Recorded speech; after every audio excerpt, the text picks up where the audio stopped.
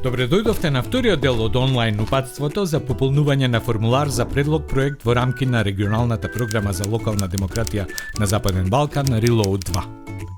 На ова видео се прикажани елементите кои што го сочинуваат предлог проектот, односно предпоставки и ризици, време траење на проектот, спроведување и мониторинг на проектот, видливост и промоција на проектот, резиме на проектот.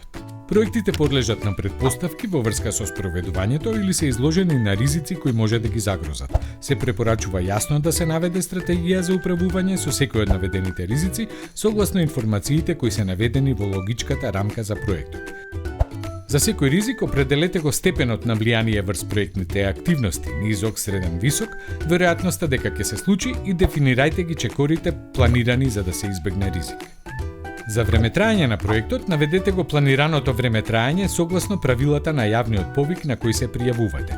Доколку вашите активности се поврзани со одредена или специфична временска рамка, училишна година, одбележување на одредени датуми или слично, точно назначете во кој календарски месец планирате да почнете и да завршите со активност.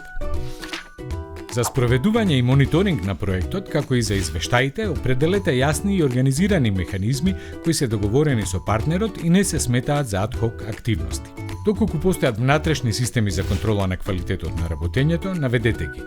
Апликантот е должен да поднесува двомесечни извештаи до проектот Reload. Посетите за финансиски и програмски мониторинг ги врши проектниот тим на Reload и представници на локалната самоуправа каде се спроведува проектот.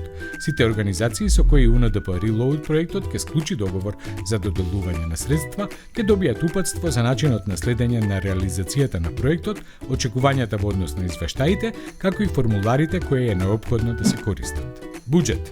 Наведете го и додадете наративен опис на планираниот буџет по активности. Појаснете ги буџетските линии и наведете ги елементите на секоја буџетска ставка. Видливоста и промоцијата на проектот се состојат од активности кои е неопходно да се спроведат и согласно на тоа неопходно е да се планираат средства за промотивни материјали. Наведете ги сите активности чие спроведување ќе придонесе за видливост на проектот и постигнатите резултати.